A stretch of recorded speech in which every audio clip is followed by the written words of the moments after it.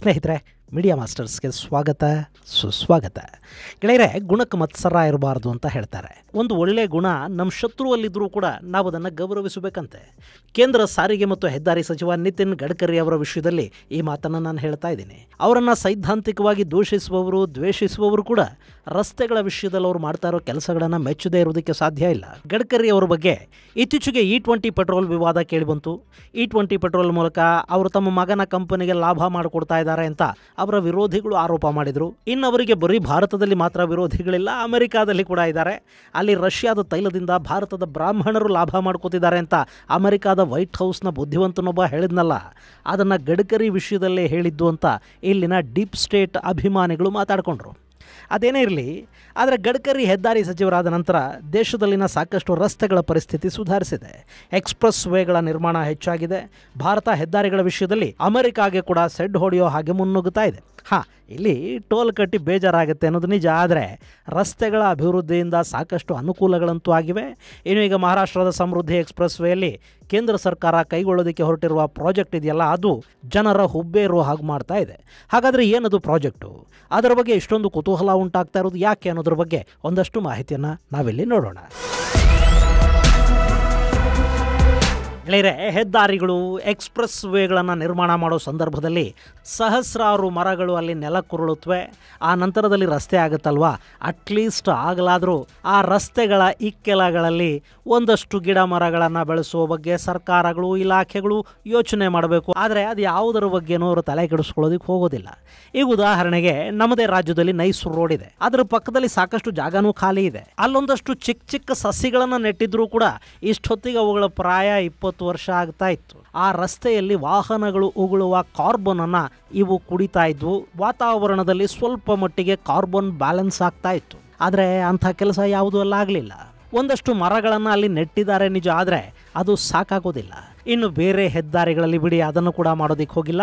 ಇನ್ನು ಹೆದ್ದಾರಿಗಳನ್ನು ನಿರ್ಮಾಣ ಮಾಡಿ ಅಲ್ಲೊಂದು ಟೋಲ್ ಬೂತ್ ಹಾಕ್ಕೊಂಡು ಕಾಸು ಎಣಿಸ್ಕೊಳ್ಳೋದೊಂದೇ ನಮಗೆ ಗೊತ್ತಿರೋ ಕೆಲಸ. ಅಷ್ಟು ಬಿಟ್ಟು ನಮ್ಮ ಸರ್ಕಾರಿ ಬಾಬುಗಳು ಬೇರೆ ಏನೂ ಯೋಚನೆ ಕೂಡ ಮಾಡೋದಿಲ್ಲ. ಆದರೆ ಈಗ ಮಹಾರಾಷ್ಟ್ರದ ಸಮೃದ್ಧಿ ಎಕ್ಸ್ಪ್ರೆಸ್ ವೇ ಇದೆಯಲ್ಲ, ಅದು ಇಂಥ ಆರೋಪಗಳಿಗೆ ಆಕ್ಷೇಪಗಳಿಗೆ ಒಂದು ಉತ್ತರವನ್ನು ಕೊಡ್ತಾ ಇದೆ. ಹಾಗಂತ ಅಲ್ಲೇನೋ ಮರಗಳನ್ನು ಬೆಳೀತಾ ಇದ್ದಾರೆ ಅಂತಲ್ಲ, ಆದರೆ ರಸ್ತೆಯನ್ನು ಬಳಸ್ಕೊಂಡು ವಿದ್ಯುತ್ ಉತ್ಪಾದನೆ ಮಾಡೋದಕ್ಕೆ ಮುಂದಾಗ್ತಾ ಇದ್ದಾರೆ. ಗೆಳೆಯರೆ, ಈ ಎಕ್ಸ್ಪ್ರೆಸ್ ವೇ ನಿರ್ಮಾಣ ಆದಾಗಲೇ ಇಲ್ಲಿ ಇಂಥದ್ದೊಂದು ಪ್ರಯತ್ನವನ್ನು ಮಾಡಲಾಗುತ್ತೆ ಅಂತ ಹೇಳಲಾಗ್ತಾ ಇತ್ತು. ಈಗ ಆ ಕಾರ್ಯ ಜಾರಿಗೆ ಬರೋದಕ್ಕೆ ಸಿದ್ಧತೆಗಳು ನಡೆದಿವೆ. ಸಮೃದ್ಧಿ ಎಕ್ಸ್ಪ್ರೆಸ್ ವೇಯ ನಾನಾ ಇಂಟರ್ಚೇಂಜ್ಗಳಲ್ಲಿ ಸೋಲಾರ್ ಪ್ಯಾನಲ್ಗಳನ್ನು ಅಳವಡಿಸೋದರ ಮೂಲಕ ಸುಮಾರು 205 ಮೆಗಾವ್ಯಾಟ್ ವಿದ್ಯುತ್ತನ್ನು ಉತ್ಪಾದಿಸುವ ಗುರಿಯನ್ನು ಹಾಕಿಕೊಳ್ಳಲಾಗಿದೆ. ಆ ನಿಟ್ಟಲ್ಲಿ ಈಗಾಗಲೇ Maharashtra state road development corporation ಸರಿಸುಮಾರು 40 ಎಕರೆ ಭೂಮಿಯಲ್ಲಿ ಸೋಲಾರ್ ಪ್ಯಾನಲ್ಗಳನ್ನು ಇನ್ಸ್ಟಾಲ್ ಮಾಡಿ ವಿದ್ಯುತ್ ಉತ್ಪಾದನೆಯನ್ನು ಶುರು ಕೂಡ ಮಾಡಿದೆ. ವಿದರ್ಭದಲ್ಲಿ ಇದರ ಮೊದಲ ಕಾರ್ಯಾಚರಣೆ ಶುರುವಾಗಿದೆ. ವಾಶಿಂ ಜಿಲ್ಲೆಯ ಕಾರಂಜಾಲಾಡ್ ಹಾಗೂ ಬುಲ್ದಾನ್ ಜಿಲ್ಲೆಯ ಮೆಹಕಾರ್ ಇಂಟರ್ಚೇಂಜ್ ಅಲ್ಲಿ ಸೋಲಾರ್ ಪ್ಯಾನಲಿಂಗ್ ಈಗಾಗಲೇ ಪೂರ್ಣವಾಗಿ ಅಲ್ಲಿ ವಿದ್ಯುತ್ ಉತ್ಪಾದನೆ ಶುರುವಾಗಿದೆ. ಸದ್ಯಕ್ಕೆ 9 ಮೆಗಾವ್ಯಾಟ್ ವಿದ್ಯುತ್ ಉತ್ಪಾದನೆಯಲ್ಲಿ ನಡೀತಾ ಇದ್ದು, ಮುಂದಿನ ದಿನಗಳಲ್ಲಿ ಇದರ ಪ್ರಮಾಣವನ್ನು ಹೆಚ್ಚಿಸಲಾಗುತ್ತೆ ಅಂತ MSRDC ಹೇಳ್ತಾ ಇದೆ. ಇನ್ನು ಇಲ್ಲಿ ಉತ್ಪಾದನೆಯಾಗುವ ವಿದ್ಯುತ್ತನ್ನು ಡಿಸ್ಟ್ರಿಬ್ಯೂಷನ್ ಕಂಪನಿಗಳಿಗೆ ಮಾರಾಟ ಮಾಡಲಾಗುತ್ತೆ. ಈ ವಿದ್ಯುತ್ ಖರೀದಿ ಒಪ್ಪಂದ 2022ರಲ್ಲಿ ನಡೆದಿದ್ದು, Maharashtra state electricity distribution company limited ಹಾಗೂ MSRDC ನಡುವೆ ವಿದ್ಯುತ್ ಖರೀದಿಯ ಒಪ್ಪಂದ ಆಗಿದೆ. ಇನ್ನು ಸಮೃದ್ಧಿ ಮಾರ್ಗದಲ್ಲಿ ಸಿಗುವ ಈ ಯಶಸ್ಸನ್ನು ಮುಂದಿನ ದಿನಗಳಲ್ಲಿ ರಾಜ್ಯದಾದ್ಯಂತ ನಿರ್ಮಾಣ ಆಗುವ ಎಲ್ಲ ಹೆದ್ದಾರಿಗಳಲ್ಲೂ ಬಳಸಿಕೊಳ್ಳುವ ಬಯಕೆಯನ್ನು ಮಹಾರಾಷ್ಟ್ರ ಸ್ಟೇಟ್ ಡೆವಲಪ್ಮೆಂಟ್ ಕಾರ್ಪೊರೇಷನ್ ಹೊಂದಿದೆ. ಇಲ್ಲಿ ಸೋಲಾರ್ ಪವರ್ ಅನ್ನು ಹೆಚ್ಚು ಉತ್ಪಾದನೆ ಮಾಡೋದ್ರಿಂದ ರಿನ್ಯೂವಬಲ್ ಎನರ್ಜಿ ಉತ್ಪಾದನೆ ಹೆಚ್ಚಾದಂತಾಗುತ್ತೆ. ಅಷ್ಟೇ ಅಲ್ಲದೆ ಥರ್ಮಲ್ ಸ್ಥಾವರಗಳು ಹಾಗೂ ಅಣುವಿದ್ಯುತ್ ಸ್ಥಾವರಗಳ ಮೇಲಿನ ಒತ್ತಡ ಕಡಿಮೆ ಆಗೋದರ ಜೊತೆಗೆ ಜಲವಿದ್ಯುತ್ ಹೆಸರಲ್ಲಿ ಕಾಡನ್ನು ಕಡಿದು ಪಶ್ಚಿಮ ಘಟ್ಟಗಳಲ್ಲಿ ಒಂದಷ್ಟು ಅವೈಜ್ಞಾನಿಕ ಯೋಜನೆಗಳನ್ನು ಕೈಗೆತ್ತಿಕೊಳ್ಳೋದು ಕೂಡ ತಪ್ಪುತ್ತೆ. ಹೀಗಾಗಿ ಸಮೃದ್ಧಿ ಎಕ್ಸ್ಪ್ರೆಸ್ ವೇಯಲ್ಲಿ ಅಳವಡಿಸಿಕೊಂಡಿರುವ ಈ ಮಾರ್ಗ ಅತ್ಯಂತ ಮಹತ್ವದ್ದು ಅಂತ ಹೇಳ್ತಾ ಇದ್ದಾರೆ. ಗೆಳೆಯರೆ, ಇಲ್ಲಿ ವಿದ್ಯುತ್ನಿಂದ ಬರೋ ಹಣ ಕೂಡ ಸಮೃದ್ಧಿ ಎಕ್ಸ್ಪ್ರೆಸ್ ಅಭಿವೃದ್ಧಿಗೆ ಬಳಕೆ ಆಗುತ್ತೆ. ಈ ಮೂಲಕ ಹೆದ್ದಾರಿಯ ಟೋಲ್ನಿಂದ ಕಲೆಕ್ಟ್ ಆಗುವ ಹಣದ ಜೊತೆಗೆ ಈ ವಿದ್ಯುತ್ ಮಾರಾಟದ ಹಣ ಕೂಡ ಸೇರ್ಪಡೆ ಆಗುತ್ತೆ. ಆಗುತ್ತೆ. ಇಲ್ಲಿ ಪ್ರಾಜೆಕ್ಟ್ಗೆ ಸುಮಾರು 700 ಕೋಟಿ ರೂಪಾಯಿಗಳಷ್ಟು ವೆಚ್ಚ ಆಗಬಹುದು ಅನ್ನೋ ನಿರೀಕ್ಷೆ ಇತ್ತು. ಹಾಗೆ ಒಮ್ಮೆ ಈ ಪ್ರಾಜೆಕ್ಟನ್ನು ಮಾಡಿದ್ದೇ ಆದರೆ ಅದು 25 ವರ್ಷಗಳ ಕಾಲ ರಿಟರ್ನ್ಸ್ ಕೊಡುತ್ತೆ ಅಂತ ಹೇಳಲಾಗ್ತಾ ಇತ್ತು. ಇದಲ್ಲದೆ 10 ವರ್ಷಗಳಲ್ಲಿ ಹಾಕಿದ್ದ ಬಂಡವಾಳ ವಾಪಸ್ಸು ಬರುತ್ತೆ ಮತ್ತು ಇನ್ನು 15 ವರ್ಷಗಳ ಕಾಲ ಸೋಲಾರ್ ಪವರ್ನಿಂದ ಲಾಭ ಸಿಗ್ತಾ ಹೋಗುತ್ತೆ ಅಂತ ಸರ್ಕಾರ ಹೇಳಿಕೊಂಡಿದೆ. ಈಗ ಈ ಕಾರ್ಯ ಶುರುವಾಗಿದೆ. ಅದರಲ್ಲಿ ಸರ್ಕಾರ ಹೇಳಿದ್ದು ಎಷ್ಟು ನಿಜ ಆಗತ್ತೆ ಅನ್ನೋದನ್ನು ನಾವು ಕಾದು ನೋಡಬೇಕಿದೆ. ಇನ್ನು ಗೆಳೆಯರೆ, ಈ ಸಮೃದ್ಧಿ ಮಹಾಮಾರ್ಗ್ ಎಕ್ಸ್ಪ್ರೆಸ್ ವೇ ಇದೆಯಲ್ಲ, ಇದನ್ನು ಈಗ ಹಿಂದೂ ಹೃದಯ ಸಾಮ್ರಾಟ ಬಾಳಾ ಸಾಹೇಬ್ ಠಾಕ್ರೆ ಮಹಾಮಾರ್ಗ ಅಂತ ಕರೀತಾ ಇದ್ದಾರೆ. ಈ ರಸ್ತೆ ಸುಮಾರು 701 ಕಿಲೋಮೀಟರ್ಗಳಷ್ಟು ಉದ್ದ ಇದೆ. ಇದು 6 ಪಥದ ಲಿಮಿಟೆಡ್ ಎಂಟ್ರಿಯ ಎಕ್ಸ್ಪ್ರೆಸ್ ವೇ ಆಗಿದೆ. ಈ ರಸ್ತೆ ನಿರ್ಮಾಣಕ್ಕೆ ಲ್ಯಾಂಡ್ ಅಕ್ವಿಸಿಷನ್ನಿಂದ ಹಿಡಿದು ರಸ್ತೆ ಪೂರ್ಣವಾಗುವವರೆಗೆ 55,000 ಕೋಟಿ ರೂಪಾಯಿಗಳನ್ನು ಖರ್ಚು ಮಾಡಿದ್ದಾರೆ.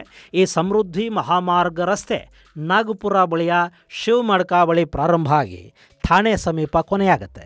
ಈ ರಸ್ತೆ ನೇರವಾಗಿ 10 ಜಿಲ್ಲೆಗಳನ್ನು ಸಂಪರ್ಕಿಸ್ತಾ ಇದ್ದು 14 ಜಿಲ್ಲೆಗಳ ಪಾಲಿಗೆ ಇದು ಪರೋಕ್ಷ ಸಂಪರ್ಕವನ್ನು ಕಲ್ಪಿಸ್ತಾ ಇದೆ. ಇನ್ನು ಇದು ಮಹಾರಾಷ್ಟ್ರದ ರಾಜಧಾನಿ ಮುಂಬೈನಿಂದ ರಾಜ್ಯದ 2ನೇ ರಾಜಧಾನಿ ಹಾಗೂ 3ನೇ ಅತಿದೊಡ್ಡ ನಗರ ಅನ್ನೋ ಹೆಗ್ಗಳಿಕೆಗೆ ಪಾತ್ರವಾಗಿರುವ ನಾಗಪುರದ ನಡುವೆ ಇದೆ. ಹಾಗೆ ಮರಾಠವಾಡ, ವಿದರ್ಭ ಪ್ರದೇಶಗಳಿಗೆ ಕೂಡ ಇದು ಅನುಕೂಲವನ್ನು ಒದಗಿಸಿಕೊಡ್ತಾ ಇದೆ. ಅಲ್ಲದೆ ದೇಶದ ಅತಿದೊಡ್ಡ container port Jawaharlal Nehru port ಟ್ರಸ್ಟ್ಗೂ ಈ ರಸ್ತೆ ಉತ್ತಮ ಕನೆಕ್ಟಿವಿಟಿಯನ್ನು ಕೊಡ್ತಾ ಇದೆ. ಇನ್ನು ಈ ರಸ್ತೆಯ ಮೇಲೆ ಕಾರುಗಳು ಪ್ರತಿ ಗಂಟೆಗೆ 150 ಕಿಲೋಮೀಟರ್ ಸ್ಪೀಡಲ್ಲಿ ಹೋಗೋದಕ್ಕೆ ಸಾಧ್ಯ ಆಗುತ್ತೆ.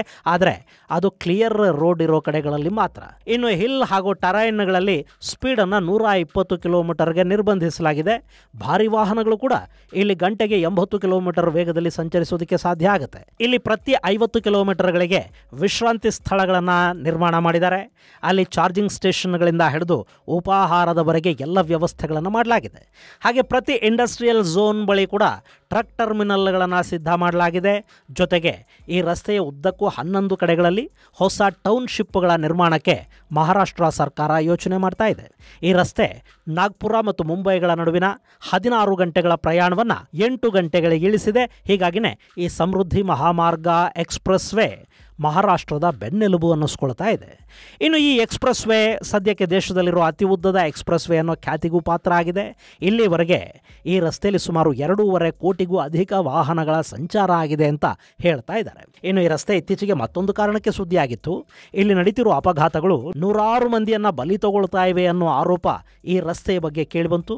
ಹೈವೇ ಹಿಪ್ನೋಸಿಸ್, ಡ್ರೈವರ್ ಹಿಪ್ನೋಸಿಸ್ ಅಥವಾ ವೈಟ್ ಲೈನ್ ಫೀವರ್ ಅಂತ ಕರೆಯಲ್ಪಡುವ ವಿದ್ಯಮಾನಗಳು ಈ ಸಮೃದ್ಧಿ ಎಕ್ಸ್ಪ್ರೆಸ್ ವೇನಲ್ಲಿ ವಿಪರೀತ ಪ್ರಮಾಣದಲ್ಲಿ ಕಾಣಿಸ್ಕೊಂಡು, ಆದರೆ ಒಂದಷ್ಟು ಎಚ್ಚರಿಕಾ ಕ್ರಮಗಳನ್ನು ಕೈಗೊಂಡಿದ್ದರಿಂದ ಅಲ್ಲಿ ಆಗ್ತಾ ಇದ್ದ ಅಪಘಾತಗಳು ಈಗ ಕಡಿಮೆ ಆಗಿವೆ. ಇನ್ನು ಈಗ ಸಮೃದ್ಧಿ ಎಕ್ಸ್ಪ್ರೆಸ್ ವೇ ಮತ್ತೆ ಸುದ್ದಿಯಲ್ಲಿದೆ. ಅದು ಒಳ್ಳೆಯ ಕಾರಣಕ್ಕೆ, ಹೆದ್ದಾರಿಯ ಮೂಲಕ ವಿದ್ಯುತ್ತನ್ನು ಉತ್ಪಾದನೆ ಮಾಡೋ ಕಾರಣಕ್ಕೆ. ಗೆಳೆಯರೆ, ಇತ್ತೀಚೆಗೆ ನಮ್ಮ ಕರ್ನಾಟಕದಲ್ಲಿ ಶರಾವತಿ ಉಳಿಸಿ ಅಭಿಯಾನ ತೀವ್ರ ಸ್ವರೂಪವನ್ನು ಪಡ್ಕೊಳ್ತಾ ಇದೆ.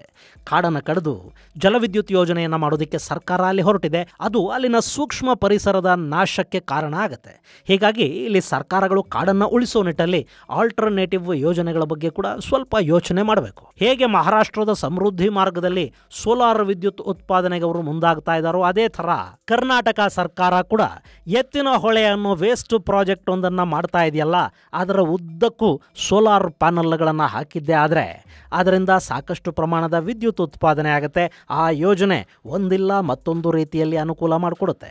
ಅದರ ಜೊತೆ ರಾಜ್ಯದ ಬೇರೆ ಬೇರೆ ಕಡೆಗಳಲ್ಲಿ ಫಲವತ್ತಾದ ಭೂಮಿಯನ್ನು ಹೊರತುಪಡಿಸಿ ಬೇರೆ ಭೂಮಿಗಳಲ್ಲಿ ಈ ರೀತಿಯ ಯೋಜನೆಗಳನ್ನು ಮಾಡಬಹುದು. ಹೆದ್ದಾರಿಗಳಲ್ಲಿ ಸೋಲಾರ್ ಪ್ಯಾನಲ್ಗಳನ್ನು ಅಳವಡಿಸಬಹುದು. ನೀರಾವರಿ ಕೆನಾಲ್ಗಳ ಮೇಲೆ ಕೂಡ ಸೋಲಾರ್ ಪ್ಯಾನಲ್ಗಳನ್ನು ಅಳವಡಿಸಿ ವಿದ್ಯುತ್ ಉತ್ಪಾದನೆ ಮಾಡೋದಕ್ಕೆ ಅವಕಾಶ ಇರುತ್ತೆ. ಹೀಗೆ ಸಾಕಷ್ಟು ಮಾರ್ಗಗಳಿರುವಾಗ ರಾಜ್ಯ ಸರ್ಕಾರ ಪ್ರಕೃತಿಯನ್ನು ಹಾಳು ಮಾಡಿ ಶರಾವತಿ ಪಂಪ್ ಯೋಜನೆಯನ್ನು ಜಾರಿಗೆ ತರೋದಕ್ಕೆ ಹೋಗ್ತಾ ಇರೋದಿದೆಯಲ್ಲ, ಇದು ನಿಜಕ್ಕೂ ವಿಪರ್ಯಾಸ ಅಲ್ಲದೆ ಮತ್ತಿನ್ನೇನೂ ಅಲ್ಲ. ಇದು ಗೆಳೆಯರೆ, ಮಹಾರಾಷ್ಟ್ರ ಸಮೃದ್ಧಿ ಎಕ್ಸ್ಪ್ರೆಸ್ ವೇಯಲ್ಲಿ ಸೋಲಾರ್ ವಿದ್ಯುತ್ತನ್ನು ಉತ್ಪಾದಿಸೋದಕ್ಕೆ ಶುರು ಮಾಡಿರೋದರ ಕುರಿತಾದ ಒಂದಷ್ಟು ಮಾಹಿತಿ. ಮುಂದಿನ ಸಂಚಿಕೆಯಲ್ಲಿ ಮತ್ತಷ್ಟು ವಿಶೇಷಗಳ ಜೊತೆ ಮತ್ತೆ ಭೇಟಿಯಾಗೋಣ. ಅಲ್ಲಿವರೆಗೆ ಜೈ ಹಿಂದ್, ಜೈ ಕರ್ನಾಟಕ.